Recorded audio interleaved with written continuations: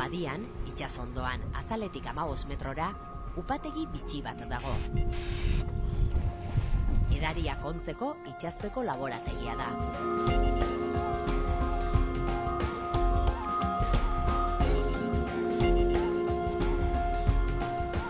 Urpekariak modulu hauetara gerturatutakoan, egitura artifizial huts bat baino gehiago aurkitzen dute. Inguruko faunak babesa bilatu du txoko honetan. Un poco el concepto de pecio. Itsasontzi ondoratuen antzeko eragina du. Jakina da, halako egiturek, erabat garbiak diren heinean behintzat, itsas inguruneari laguntzen diotela, eta bizidunak babesten dituztela. Babesa eman die bertako hainbat espezieri. Bokalaren eta itsasoaren sarreraren artean daude. Eta egitura hauetan, babestu eta populazio berria sortu dute. Creando ahí un poco su propia población, ¿no? Arrantzakia erabat ustiatutako ingurunea da hau.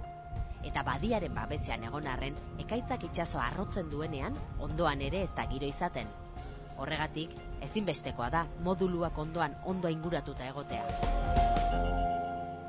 Cuando hay un temporal a 15 metros las piedras se mueven. Ekaitza denean, 15 metrora harriak ere mugitzen ditu itsasoak. Erronka handia zen hori. Baina sakonera horretan egin beharra zegoen ikuspegi biologikoarengatik. Eta baita lanerako erraztasunengatik ere. Urpekariak errazago egiten du lan 15 metrora 30 baino. Seguruagoa da. Bestalde, badiaren sakonera ez da handia. Itsas lasterrak ezagutzeko hidrodinamikaren azterketa bat egin zuten Kantabriako Unibertsitateko aditu batzuek, eta erabaki zuten puntu hori zela egokiena.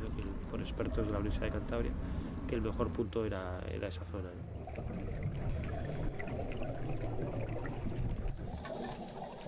Modulu honetan hainbat edari botila daude gordeta, behar bezala identifikatuta.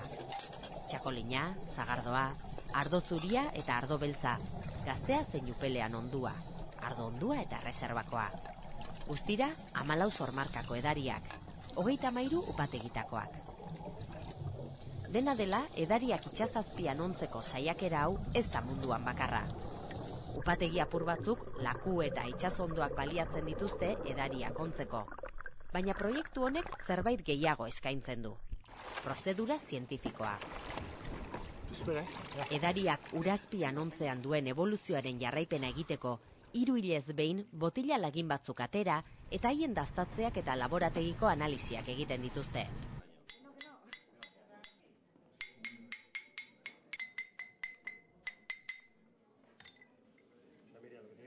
Lehenik eta behin, proiektuan parte hartzen duten upategi eta sormarketako adituek daztatzen dituzte. Daztatze horretan, urazpian ondutako ardoa eta lehorrean ohiko upategian ondutakoa konparatzen dituzte, haien ezaugarri organoleptikoi erreparatuz.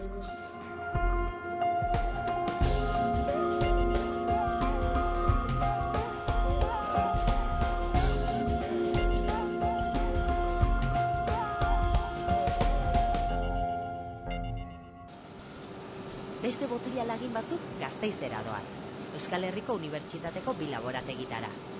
Batean analisi sentsoriala egingo dute, eta bestean edaria karakterizatzen duten konposatuen analisia.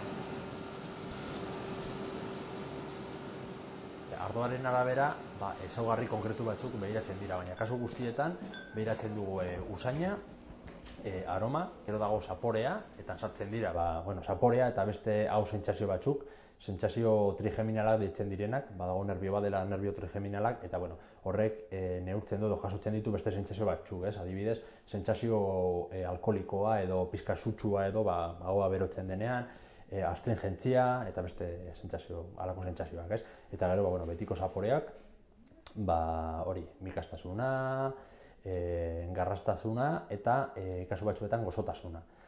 Eta gero bestalde batetik, neurtzen da ere ikusmeneko ezaugarriak, tonalitatea, kolore intentsitatea eta hori. Kopa beltz hauek erabiltzen ditugu ez baldintzatzeko pertzepzioa, usainaren eta zaporearen pertzepzioa. Adituak direnak, badute ibilbide bat mundu honetan, orduan ardoen itxura ikustean, badakite gutxi gora bera, aurrez jakin dezakete ze ezaugarriak izango dituzten ardoak. Beste laborategi honetan, solairu bat gorago, kimika analitikoko taldeak, teknika kromatografikoak, masa espektrometria eta antzekoak erabiltzen ditu ardoa karakterizatzen duten konposatuak bilatzeko.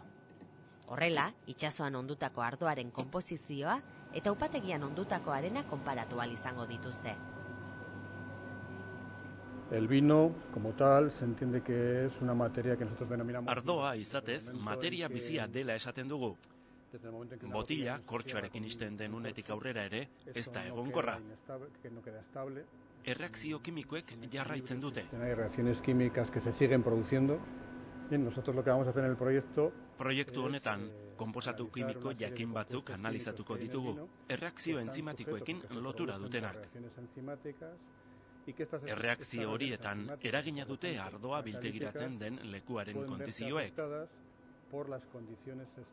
Ardoa ezoiko gelditasun, presio eta temperatura kondizioetan biltegiratzen bada, itsasondoan esaterako, produktu desberdin bat sor daiteke. Pues evidentemente los productos que se generen pueden ser distintos.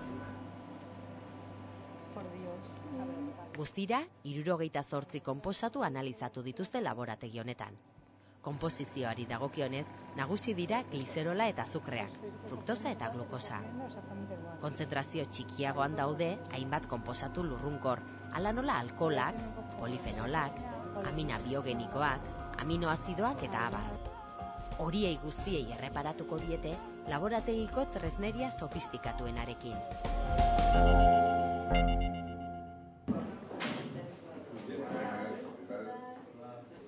Enologoen zentzumenak ere azterketa fina egiteko gai dira. Eta bigarren dastaketa probarako hauteman dute berezitasunik itsaspean evoluzionatu duten edarietan. Horrek esan nahi du konposatu desberdinak agertu direla, edo konposaturen batzuk kontzentrazio desberdina dutela. Hori noski, laborategiko analizietan agertuko da. Ondoren, txakolinean, ardoan eta sagardoan azaldu diren konposatu horiek, edari bakoitzari zer ezaugarri organoleptiko ematen dion ikusi beharko dute. Honen izango zen, garapena denbora luzeago batean ikertzea, baina ez da posible izango. Baina dena den, ikerketa hau da behin-behineko ikerketa bat, emaitz batzuk ateratzeko, baina batez ere aurrikusteko garapena edo zer eragina izan dezakeen ardoak ur azpian egotea, ez? Eta ideia da etorkizunean halako ikerketa batzuekin edo jarraitzea. Todo es muy pronto, la industria del vino lleva... Goiz da, ardoaren industriak mendeak daramatza, eta guk 6 hilabete baino ez. Milaka urtean itxita egon den mundu baten leiho bat irekitzaren parekoa da. Hortaz, ikus dezagun zer ematen duen proiektu honek. Oraingoz behintzat, etorkizun oparoa izango duela dirudi. Prometedores, Plentziako edaria kontzeko itsaspeko laborategiaren bitartez, upategiek balio erantziko ardoa eskaini ahal izango dute. Historia bitxiko ardo berezi bat. Nos tenemos que dar cuenta... Muina gogoratu behar dugu, ardoa, batez ere, plazerra da. No es placer. Ardoa lehorrean evoluzionatzen ikusi dugu, eta orain ikuspegi berri bat sartu dugu. Orain, itsas ingurunearen geaz arduratzen gara. En el entorno marino, ¿no? Sin ningún tipo de duda es positivo porque... Positiboa da zalantzarik gabe. Produktua erabat desberdina delako. Bebidas para ser disfrutadas. Azken batean, gozatzeko eginak dira produktu hauek. Eta desberdinak izatea positiboa da. Ikusiko dugu ze evoluzio duten ardoek eta sagardoak. Está mirando por dónde va a caminar. Ikerketak urtebete iraungo du orotara, eta urrian amaituko da. Ordurako, eskuartean izango dituzte dastatze eta analisi guztien emaitzak, eta ezagutzera emango dituzte ondorioak.